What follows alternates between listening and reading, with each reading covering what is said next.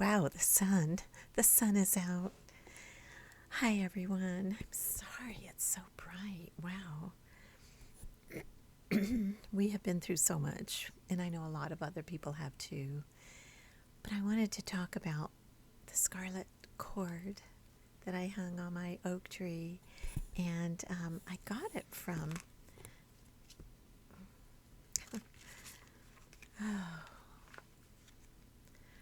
what a week.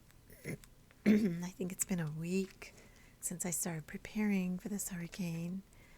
And this is from Numbers, is it? I don't know. Where was it? Where was it? Numbers, Joshua, Judges. I marked it. Anyhow, it was way, way back in the olden days. Rahab was living in this townhome uh, in Israel. And is it in Judges? Judges? I should have looked. Oh, here it is. It's in Joshua. And the whole story is in Joshua 2, verses 17 through 24. And I was going to read it, but it's long. But Israel was attacking the city that the Lord told them to attack. And Rahab was a woman who lived there. And she actually protected the Israel soldiers and gave them food and water and, hid them from the people in the city.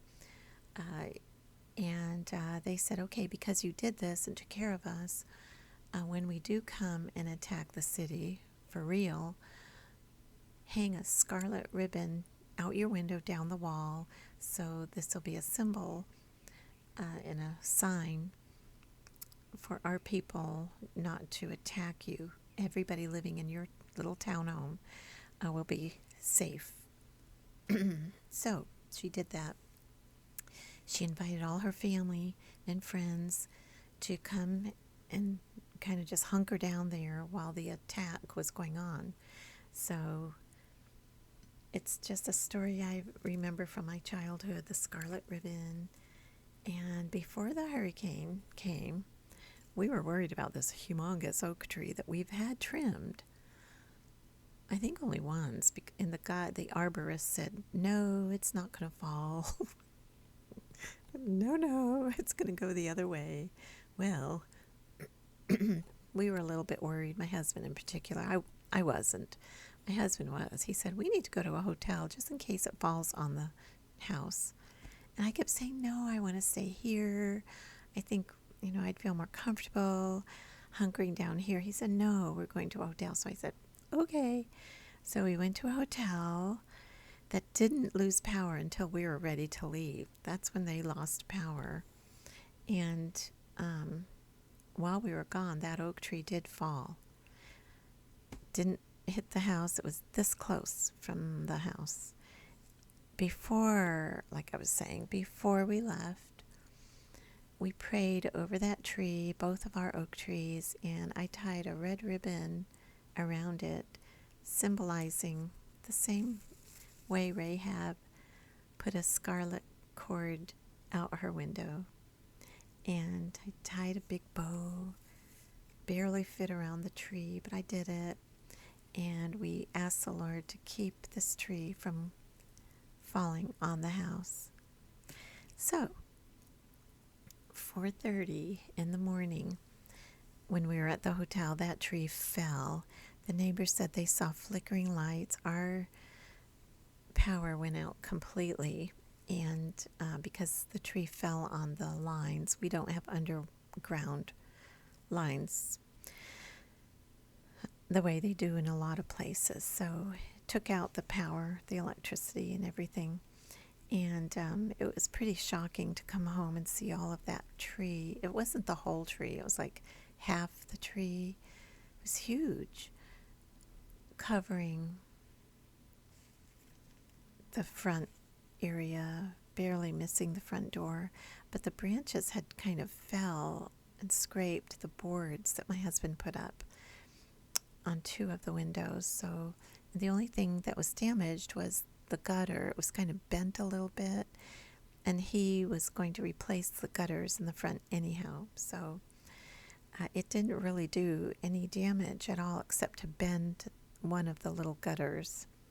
So we feel like the Lord answered our prayer to Him for protection, to take care of our home and us. And then the next day, it was such a massive mess. We had people calling to ask if they could help remove the tree and the debris, put it across the street. And we said, okay. So now my yard is beautiful again. The house is intact, and the Lord did answer our prayer. So, wow, I feel like I still feel a little bit stunned about everything that happened. I'm doing laundry now. Power went out again yesterday because of something in the neighborhood. About 500 homes lost power for 3 hours, but it came back on, and I'm just so grateful that the Lord took care of us in our home that He gave us. And it's good to stand on the promises of God, to pray about everything. You never know, He's so merciful and good. Do things like that. Pray about things. Put out fleeces. Put out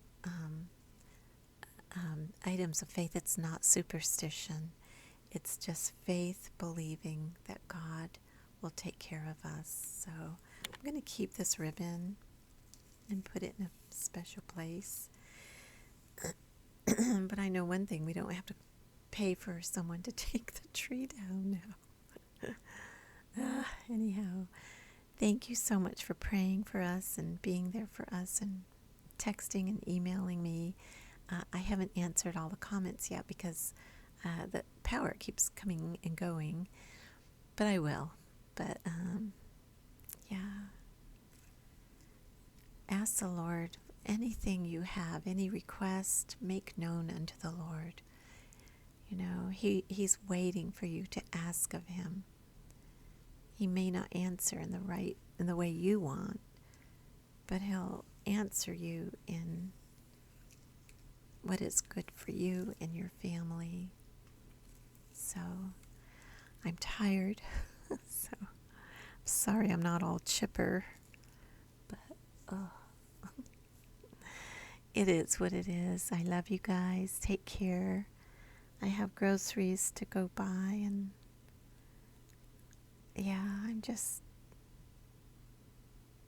kind of walking around in a daze still. I'm so grateful to have power and hot showers and a hot bubble bath again, and just being clean and not having mud tracked into the house from going down and turning on the generator. And I'm not complaining. I'm just telling you I don't even know if I'm telling you what I've been through, but it's still a lot better than what a lot of people are still going through. So, anyhow, look in Joshua chapter 2, verse 17. And then later I'm going to share with you how I do my devotions, not only my one-year Bible, but what I pray on a daily basis. I pray Psalms 1, Psalms 23, Psalm 28, Psalm 37. It takes a long time. It's worth it. Psalms 86, Psalms 118, Isaiah 54, Galatians 3. It's what I do. I can only live with the Word of God feeding me every day. It's manna. Jesus said He's the bread of life. And manna was the bread that the Lord sent to the Israelites from heaven to sustain them, to feed them, to take care of them as they went from Egypt to the Promised Land. The Bible is the same thing. You need this every day. You need to read it daily. like bread, like your food. And it's really weird because every time I read it, I get something that I need for that day. So I encourage you to read the Word of God, stand on the Word. If you find a promise, write it down. It's for you. And stand on that Word as a promise to you and your family. We need that protection every day these days. We need His Word. We need His thoughts. May His thoughts become our thoughts, and His ways our ways, and His promises our promises. Thank you for watching, and I'll keep you updated on what's going on in our lives, and I will see you in my next video. Bye, everyone.